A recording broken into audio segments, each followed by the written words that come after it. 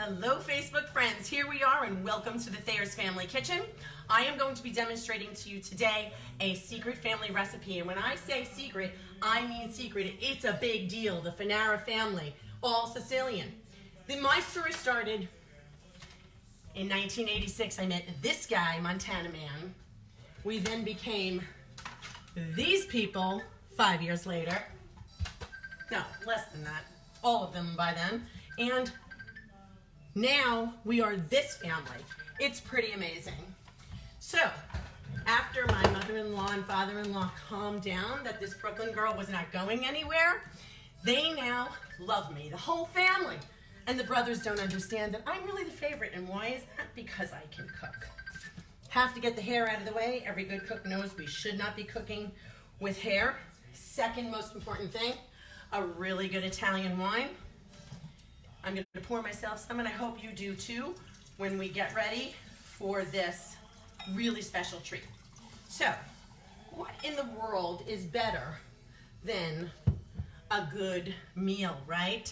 Makes you feel good, brings people together that you know and love, and makes you happy, no matter what the situation. So, we're going to start with the one common denominator in Italian cooking, extra virgin olive oil. So, doesn't matter the brand, it just has to be dark green. I'm going to line the bottom of a pan, a saute pan, with enough olive oil to just coat the pan. Next, I'm going to take onions that have been cut and continue to cut the rest of these, and little diced size onions for that sauce. And once that oil is nice and warm, I can throw it in there, which we're going to do right now. And once these onions turn clear, they're ready to add your next ingredient. So I have my heat on really high right now because I want that oil to heat up and I want those onions to turn clear and delicious. Not brown, not burned at all. Okay. Next in front of me I have an already blended tomato. I use San Marzano. These are the best, highest grade tomatoes, and this is what you should be using. You can use it with an immersion blender. Put the immersion blender right inside that can or in a separate bowl. Here I have about 28 ounces of plump tomato. Also, I have some prime beef, very low in fat, ground beef. And in addition, I have a block of caciocavallo cheese, which I grate.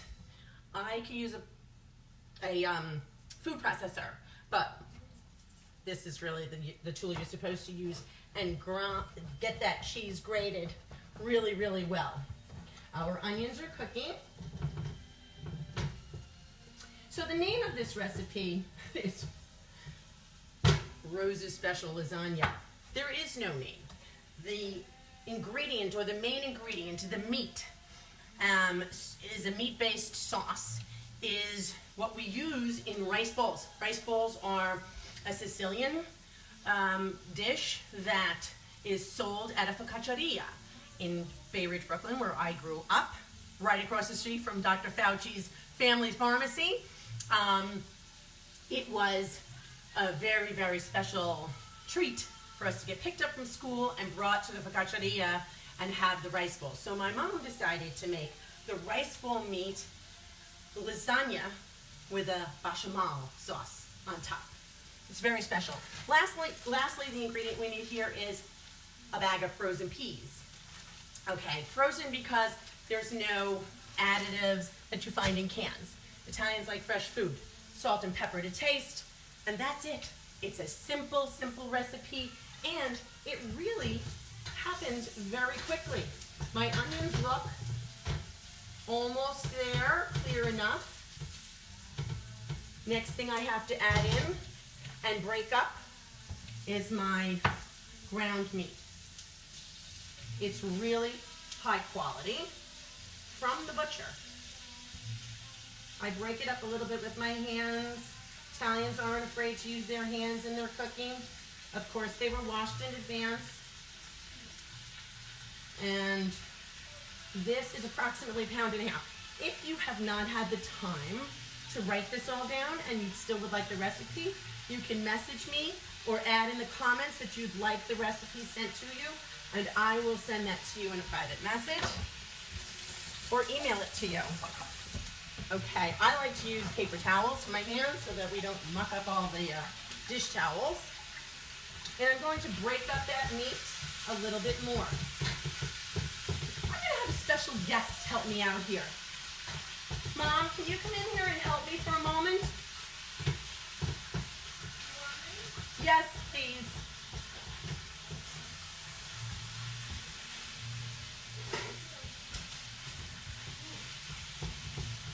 I'm making your special recipe of rice bowl meat and lasagna. So I just wanted to see if you thought that, I'm doing this correctly. More sauce. More sauce. And what do you think of the onions that you did? Too big. Too big. Okay. So it's a little late now. They're in here, so we're going to have to cook them really well. She likes them really tiny. The onion is too big. Too big. Oh well. Okay, what do you think about the cheese? Can I do the rest of it in the food processor? No. No. I have to do it by hand. Yes. Okay. Can I do it? Yes. Okay. Turn this way. Turn that way. Toward there. Would you like a glass of wine? Yes. Oh, good. I have coppola for you today. So please join me.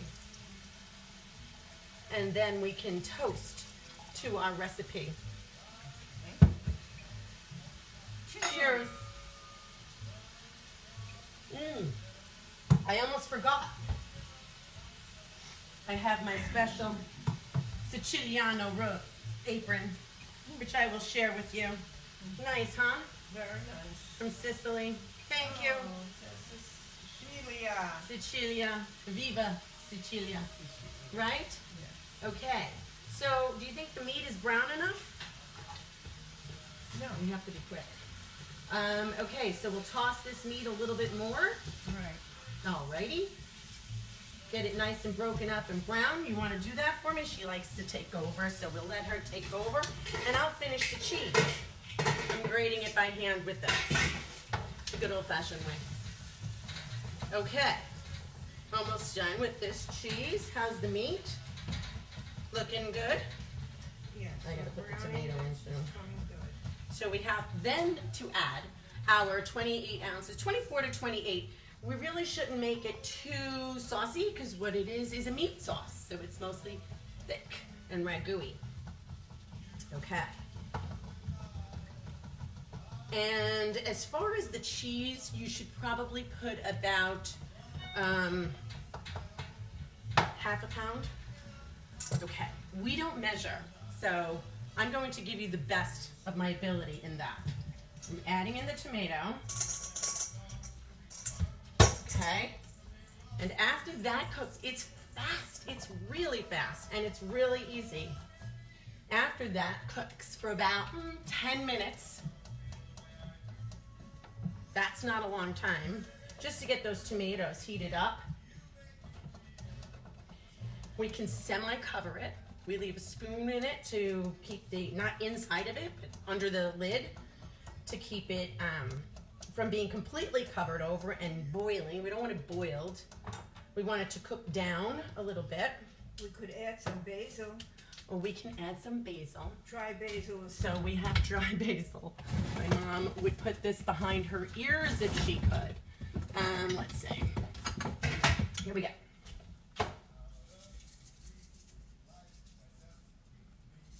Okay. A little more. There we go. That's from the expert. And some salt and pepper for flavor. Yes, of course, salt. Of course, salt. She likes salt. Okay, no measuring. And here's the pepper.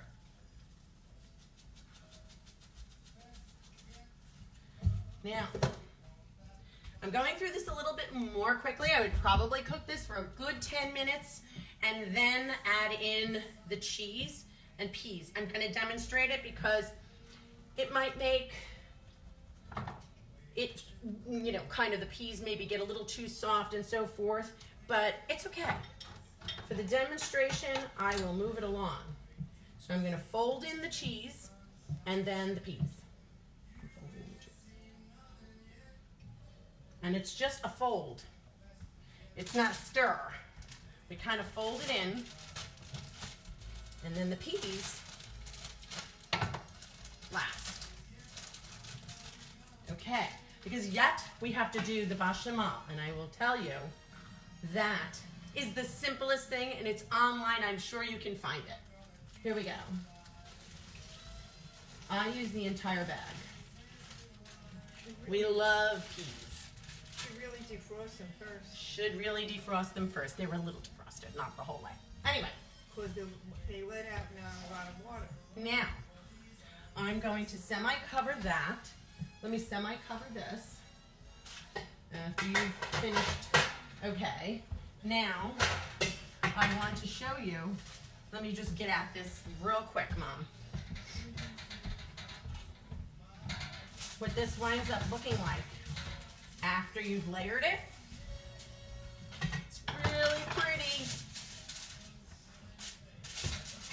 So, after you've layered it, you have a lasagna that looks like this. Now, we'll put this aside. I don't know that we'll demonstrate lasagna layering until the bechamel is done, and if you're still with me, you can see that as well. Okay, bechamel. That's the sauce that's going on top. It is a simple sauce. We have 6 tablespoons of butter here. Let me grab my other, oh, okay, here. I'm going to go into this pot. Let me get this pot exposed here. I hope you can see this. Okay, maybe I'll drag it over here for the purposes of demonstration. You can do it here. Turn that, oh, okay, let's turn the front one on. I have it on a high heat. This is now going on a lower heat, okay? Almost, this is an electric stove. I really don't love electric, but I'm stuck with it for now. So, a low heat. We're going to melt the 6 tablespoons of butter. Then we are going to add flour, 1 cup of flour, 4 cups of milk. And we'll top it off with a little bit of nutmeg. That's it. And on top of this lasagna, it is indescribable how tasty and delicious.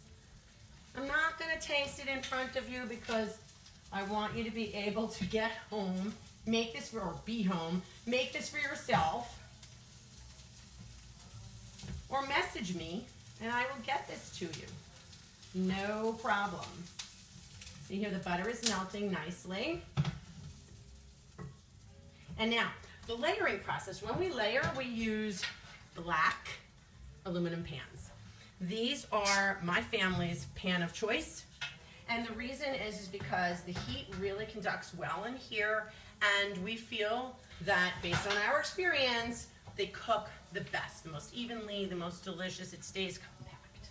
So, I would put a little of this sauce that's being cooked, and it will cook still in the oven, of course. You're setting your oven to 350. That delicious cheese is melting in there. Okay, I'm just going to demonstrate one layering. You have to put the sauce on the bottom of the pan for stick, you know, for the purpose of non-stick and for the purpose of flavor all the way through. So, what do we use? Fresh lasagna. There is nothing like it. You cannot substitute this with lasagna that you cook out of a box. It's nowhere near the same flavor. So, you can understand now that the most important thing, so we have to cover this whole pan, and it's not the size. These are made by, we got these at Uncle Giuseppe's. but these are made to fit the traditional aluminum pan that you would bake in, or that glass pan that I used. But for the sake of flavor, I'm going to use these, and I am simply going to cut. Can we close this down? Yes, we can. Actually, the expert in the kitchen is turning the heat off because it takes that little time. So I'm going to cut a piece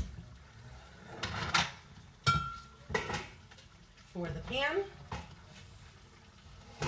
to fit exactly, but I'm sure you'll elect to use the ones that absolutely do fit. And then we're just going to continue. Let's move it over here a little bit so I can layer. I'm layering. Oh, my butter is, I'm gonna lower the butter. I'm gonna throw in my flour. You wanna layer that for me? And I'm going to whisk it. So, let's see. You whisk this together nicely. Smell that butter, it's so delicious. It's like having a fresh regatta cream cheese or a, you know, I guess just a creamy, like even a mozzarella. Adding a little bit of the milk. Stirring, continuously stirring in the same direction. Very important, in the same direction. We're waiting for it to thicken. Okay. Want to shut this? Turn that off. It's off. Nope, you turned it on. Okay. So we would continue layering these. Yeah. And once we have this bechamel all thickened, and we continue Can I do stirring. I this? think I just changed direction. You can, but the other noodles are there. And, okay, so once that is thickened, we cut that gorgeous lasagna, we pour this onto it as we serve it, not on top of the whole thing. As you serve it, you spoon this delicious, lovely bechamel, nice and thickened on top. That is it. We've added our salt and pepper. Oh, one more thing. Where's my nutmeg? Here it is. Have to go ahead and add the nutmeg in. So how much? I'm not really sure. I just drizzle a little bit on, and everything is to taste. So if you like the taste, you've done the right thing. If you want a little more, you can always add. You can't take away. So, this is Christine Thayers coming to you from the family kitchen. Say hi, Mom. Ciao. Ciao, ciao. Message me.